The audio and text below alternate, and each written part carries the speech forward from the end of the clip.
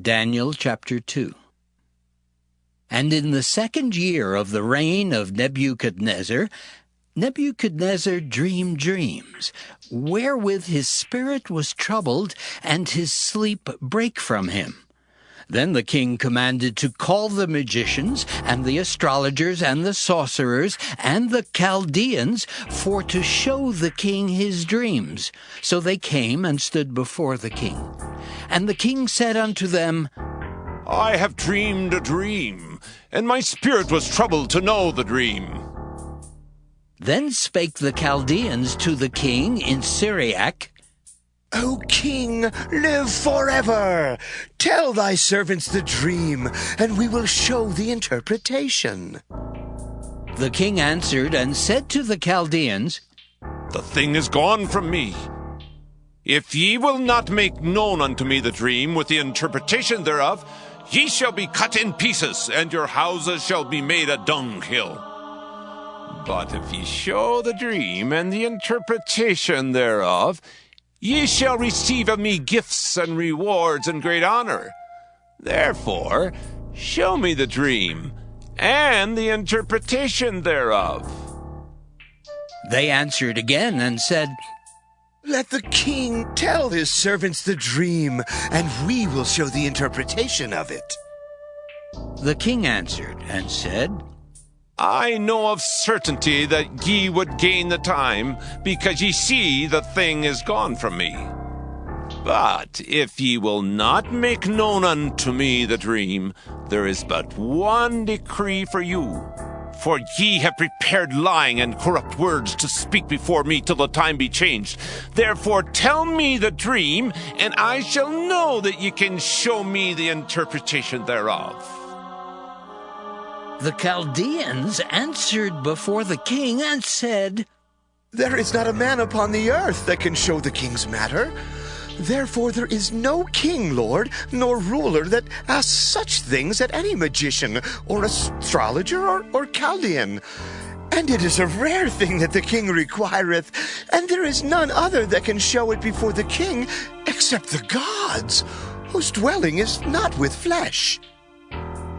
For this cause the king was angry and very furious, and commanded to destroy all the wise men of Babylon. And the decree went forth, that the wise men should be slain. And they sought Daniel and his fellows to be slain. Then Daniel answered with counsel and wisdom to Arioch, the captain of the king's guard, which was gone forth to slay the wise men of Babylon. He answered and said to Arioch, the king's captain, Why is the decree so hasty from the king? Then Arioch made the thing known to Daniel. Then Daniel went in and desired of the king that he would give him time, and that he would show the king the interpretation. Then Daniel went to his house and made the thing known to Hananiah, Mishael, and Azariah his companions, that they would desire mercies of the God of heaven concerning this secret, that Daniel and his fellows should not perish with the rest of the wise men of Babylon. Then was the secret revealed unto Daniel in a night vision. Then Daniel blessed the God of heaven. Daniel answered and said, Blessed be the name of God forever and ever, for wisdom and might are his. And he changeth the times and the seasons. He removeth kings and setteth up kings. He giveth wisdom unto the wise, and knowledge to them that know understanding. He revealeth the deep and secret things. He knoweth what is in the darkness, and the light dwelleth with him. I thank thee and praise thee, O thou God of my fathers, who hast given me wisdom and might, and hast made known unto me now what we desired of thee. For thou hast now made known unto us the king's matter. Therefore Daniel went in unto Arioch, whom the king had ordained to destroy the wise men of Babylon. He went and said thus unto him, Destroy not the wise men of Babylon. Bring me in before the king, and I will show unto the king the interpretation. Then Arioch brought in Daniel before the king in haste, and said thus unto him, I have found a man of the captives of Judah that will make known unto the king the interpretation. The king answered and said to Daniel, whose name was Belteshazzar, Art thou able to make known unto me the dream which I have seen, and the interpretation thereof? Daniel answered in the presence of the king, and said, The secret which the king hath demanded cannot the wise men, the astrologers, the magicians, the soothsayers show unto the king. But there is a God in heaven that revealeth secrets, and maketh known to the king Nebuchadnezzar what shall be in the latter days. Thy dream and the visions of thy head upon thy bed are these. As for thee, O king, thy thoughts came into thy mind upon thy bed, what should come to pass hereafter. And he that revealeth secrets maketh known to thee what shall come to pass.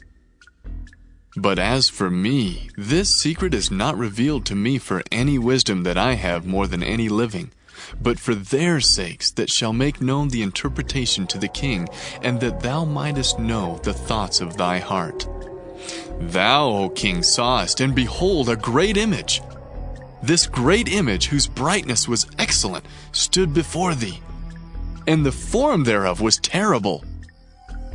This image's head was of fine gold, his breast and his arms of silver, his belly and his thighs of brass, his legs of iron, his feet part of iron and part of clay. Thou sawest till that a stone was cut out without hands, which smote the image upon his feet that were of iron and clay, and brake them to pieces. Then was the iron, the clay, the brass, the silver, and the gold broken to pieces together, and became like the chaff of the summer threshing floors, and the wind carried them away, that no place was found for them. And the stone that smote the image became a great mountain, and filled the whole earth. This is the dream, and we will tell the interpretation thereof before the king. Thou, O king, art a king of kings, for the God of heaven hath given thee a kingdom, power, and strength, and glory. And wheresoever the children of men dwell, the beasts of the field and the fowls of the heaven hath he given into thine hand, and hath made thee ruler over them all. Thou art this head of gold. And after thee shall arise another kingdom inferior to thee, and another third kingdom of brass, which shall bear rule over all the earth. And the fourth kingdom shall be strong as iron, for as much as iron breaketh in pieces, and subdueth all things, and as iron that breaketh all these, shall it break in pieces and bruise. And whereas thou sawest the feet and toes, part of potter's clay, and part of iron, the kingdom shall be divided. But there shall be in it of the strength of the iron, for as much as thou sawest the iron mixed with miry clay. And as the toes of the feet were part of iron and part of clay, so the kingdom shall be partly strong and partly broken. And whereas thou sawest iron mixed with miry clay, they shall mingle themselves with the seed of men, but they shall not cleave one to another, even as iron is not mixed with clay. And in the days of these kings shall the God of heaven set up a kingdom, which shall never be destroyed. And the kingdom shall not be left to other people, but it shall break in pieces and consume all these kingdoms, and it shall stand forever. For as much as thou sawest that the stone was cut out of the mountain without hands, and that it brake in pieces the iron, the brass, the clay, the silver, and the gold, the great God hath made known to the king what shall come to pass hereafter. And the dream is certain, and the interpretation thereof sure. Then the king Nebuchadnezzar fell upon his face and worshipped Daniel, and commanded that they should offer an oblation and sweet odors unto him. The king answered unto Daniel and said, Of a truth it is that your God is a God of gods, and a Lord of kings, and a revealer of secrets, seeing thou couldst reveal this secret. Then the king made Daniel a great man, and gave him many great gifts, and made him ruler over the whole province of Babylon, and chief of the governors over all the wise men of Babylon. Then Daniel requested of the king, and he set Shadrach, Meshach, and Abednego over the affairs of the province of Babylon, but Daniel sat in the gate of the king.